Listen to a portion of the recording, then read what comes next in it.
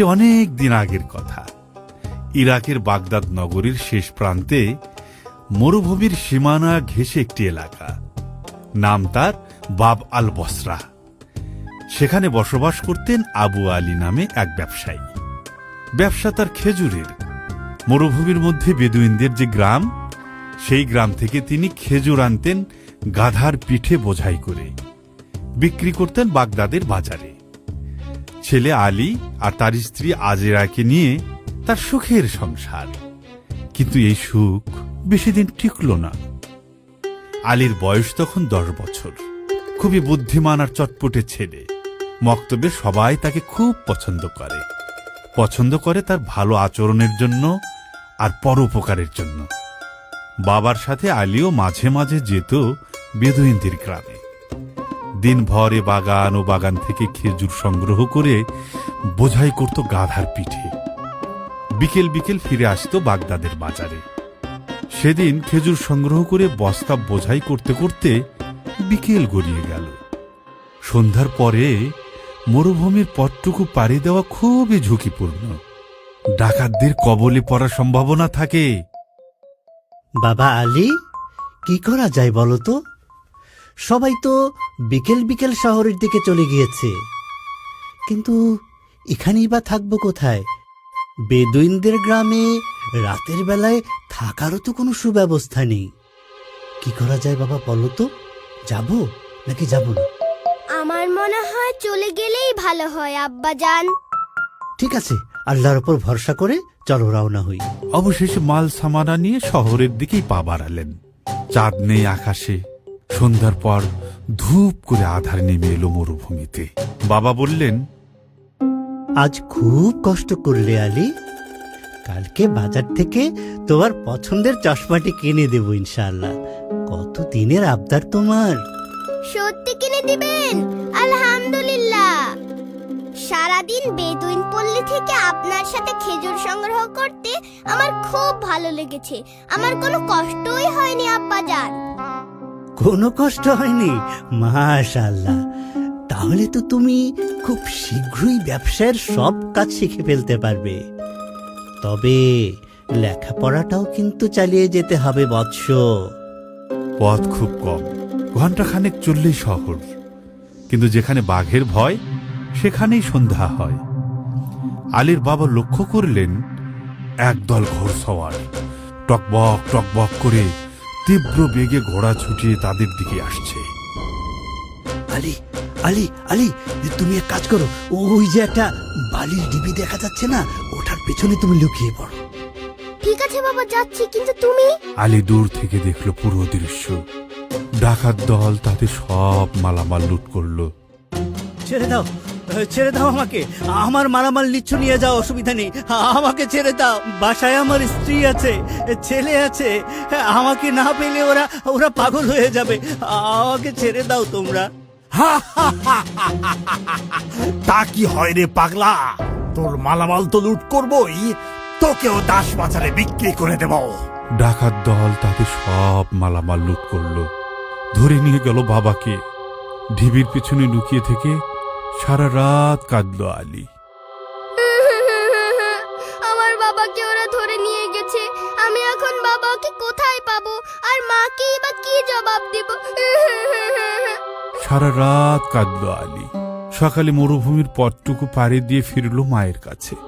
মা পাগলিনীর মতন খুঁজল তার স্বামীকে, আলীর বাবাকে। আশেপাশের সব শহরে লোক পাঠিয়ে খোঁজ নিলেন, কিন্তু আবু আলীর কোনো সন্ধান মিলল না। সেই থেকে তাদের দুর্দিনের সূচনা। আলীর মক্তবে যাওয়া বন্ধ। মা এ বাড়ি ও বাড়ি কাজ করে কোনো মতে সংসার টেনে নিচ্ছিলেন, কিন্তু তার অসুস্থতা আলীর কাঁধে যেন এক পৃথিবীর সমান ভর তুলে দিল। দেখতে দেখতে 1 বছর পার হয়ে গেল। আলীর বয়স এখন 11। এই 1 বছরে আলীর বয়স যেন 10 বছর বেড়েছে। স্বামীর শোকে মা শয্যাশায়ী হওয়াতে সংসারের ঘানি এখন তাকেই টানতে হয়। সারাদিন বাজারে এর ওর ফুট ফরমাস করে যা উপার্জন করে, তাই দিয়ে সামান্য সদাই করে রাতের বেলা ঘরে ফিরে আলী।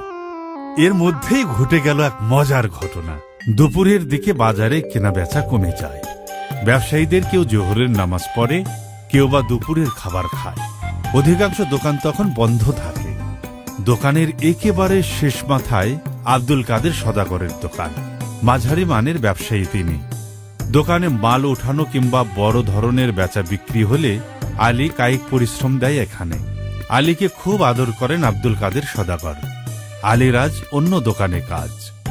নামাজ শেষ করে হালকা কিছু আহার দিয়ে দুপুরের খানা শেষ করবে বলে আলী যেই বাইরে পা দিয়েছে, অমনি দেখতে পেল কাদের সদাগরের দোকানের সামনে একটা জটলা। একদল ঘোর সওয়ার।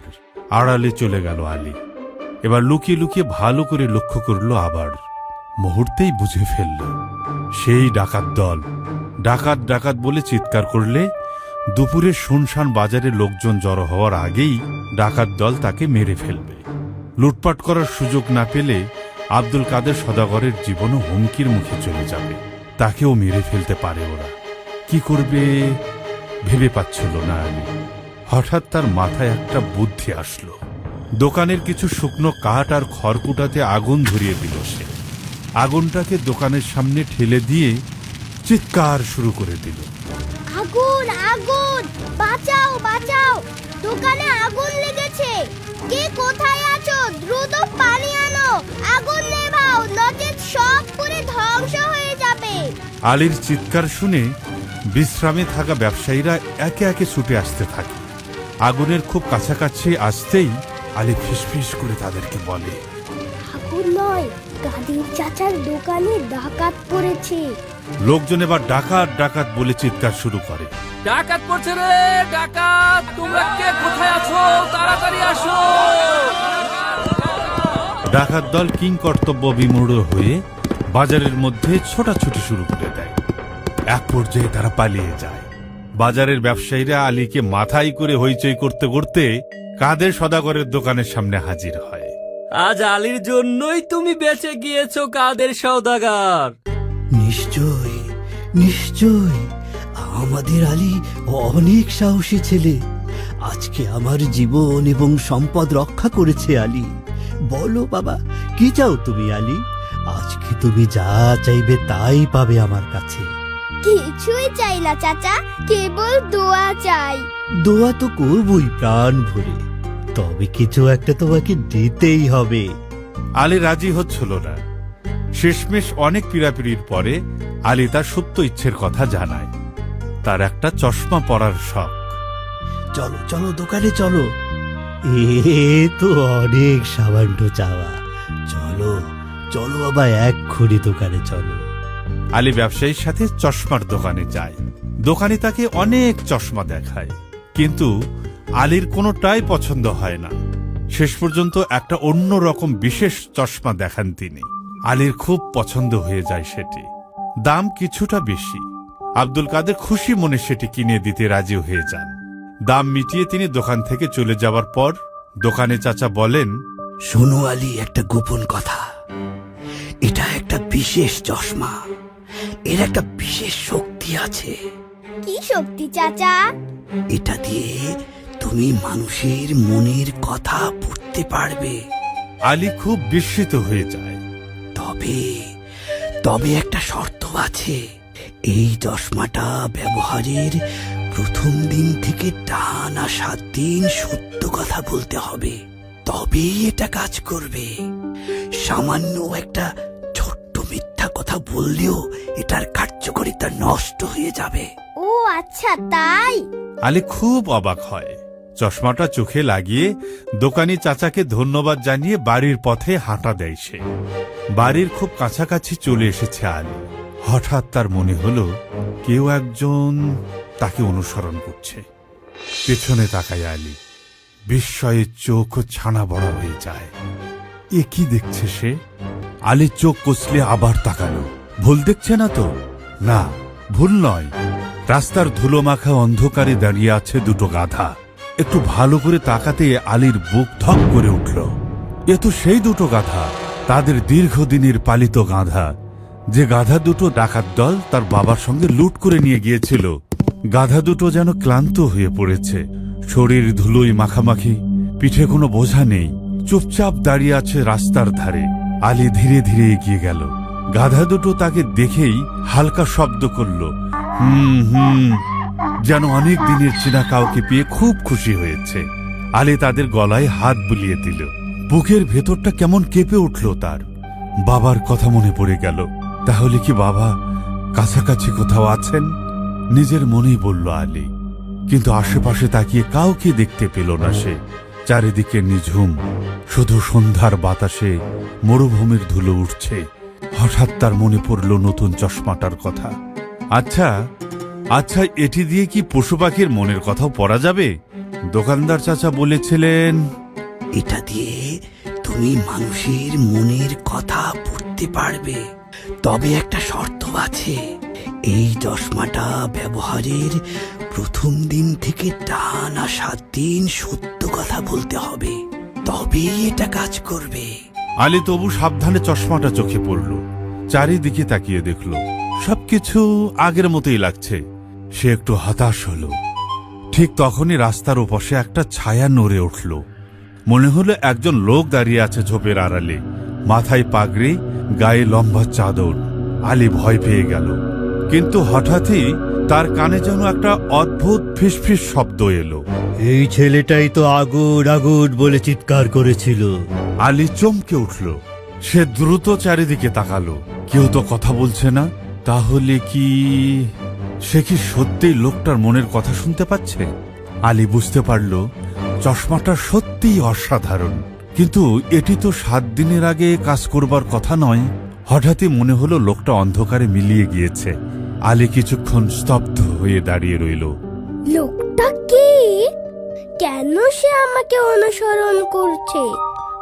আর সবচেয়ে বড় কথা, ডাকাতদের কাছ থেকে গাধা দুটো ফিরেই বা এলো কি করে? গাধা দুটোকে নিয়ে ধীরে ধীরে বাড়ির দিকে হাঁটতে লাগলো আলী। কিন্তু তার মনে তখন হাজারটা প্রশ্ন ঘুরপাক খাচ্ছে। সে বুঝতে পারছে আজকের এই ঘটনা তাকে খুব শীঘ্রই নিয়ে যাবে এক ভয়ঙ্কর রহস্যের কিনারে। আর সেই রহস্যের সঙ্গে জড়িয়ে আছে তার হারিয়ে যাওয়া বাবা। বাড়ির উঠোনে পৌঁছে আলী চিৎকার করে উঠল, মা মা, দেখো দেখো, কাদেরকে নিয়ে এসেছি। মা এক দৌড়ে উঠোনে এসে হারিয়ে যাওয়া গাধা দুটোকে দেখতে পেয়ে আবেগে আপ্লুত হয়ে পড়লেন। তিনি গাধাদের গলা জড়িয়ে আদর করতে করতে বললেন, তোমাদের মনিবকে কোথায় রেখে এসেছো সোনারা? হায়, আলীর বাবাকে কোথায় রেখে এসেছো? কেমন করে ফিরে এলে তোমরা? একটি বছর কোথায় ছিলে? গাধা দুটো ফ্যাল করে তাকিয়ে থাকলো। তাদের চোখ দিয়ে যেন গড়িয়ে পড়ছে আনন্দের অশ্রু। আলীদের ছোট বাড়িটি বেশ ছিমছাম। মাঝখানে বসার ঘর এবং খাবার ঘর, সামনে বারান্দা, দুপাশে দুটো শোবার ঘর।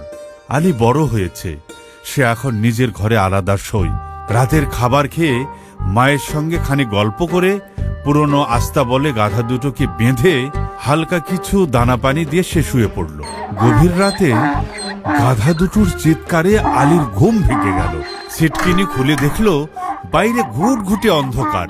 একটা লণ্ঠন নিয়ে আস্তাবলে গিয়ে গাধা দুটোর গায়ে হাত বোলাতেই তাদের চিৎকার চেঁচামেচি থেমে গেল।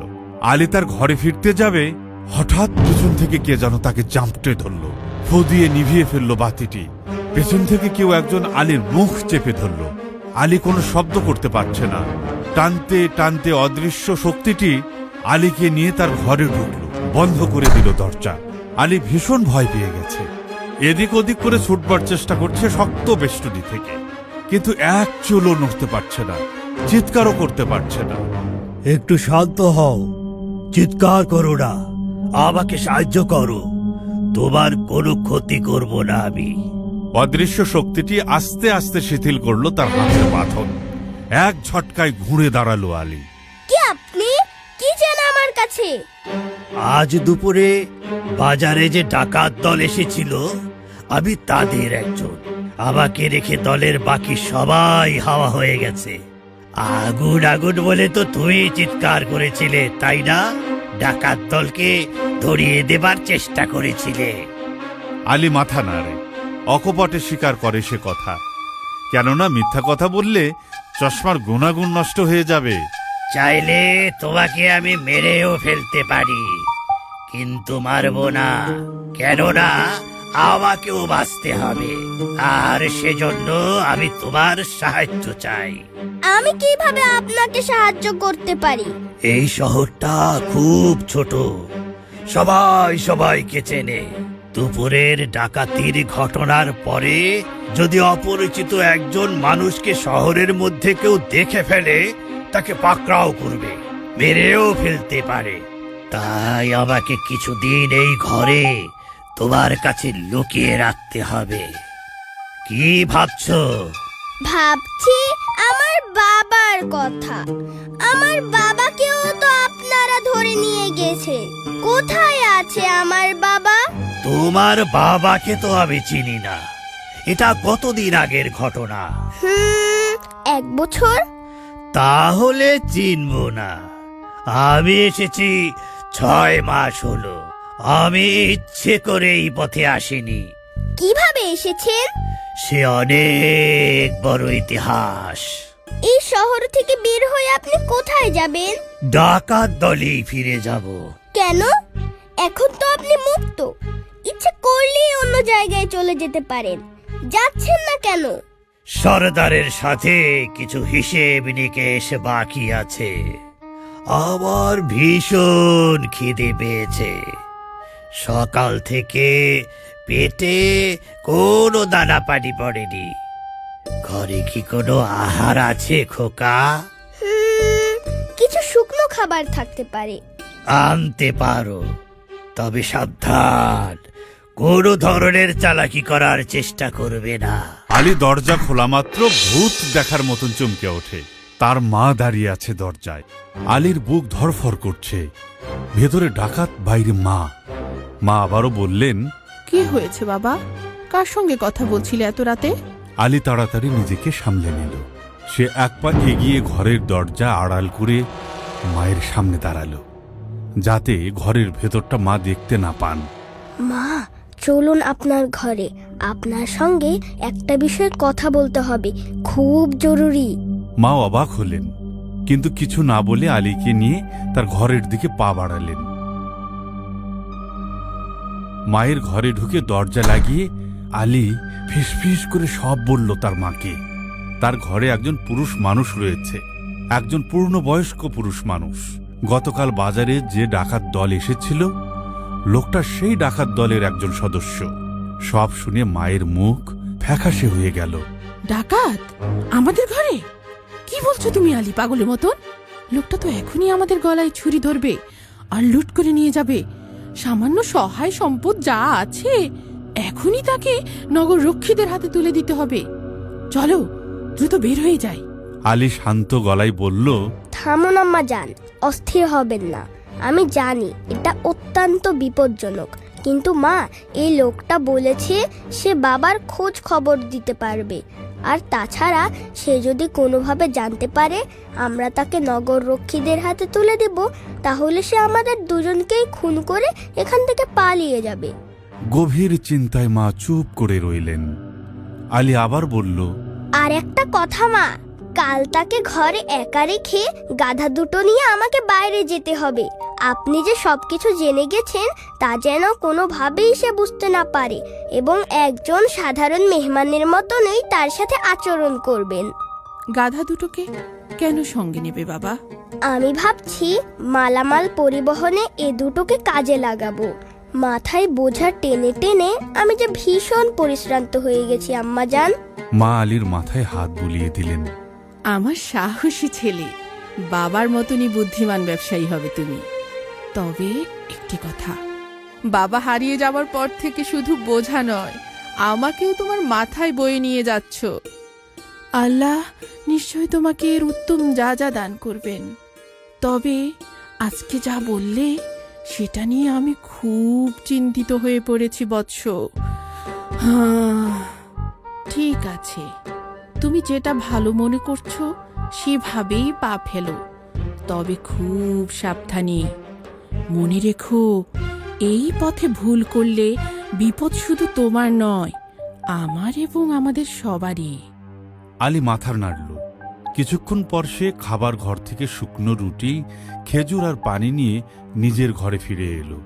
লোকটা তখনও সতর্ক হয়ে বসেছিল। আলী খাবার এগিয়ে দিতেই সে বুভুক্ষের মতো খাবার খেতে শুরু করলো।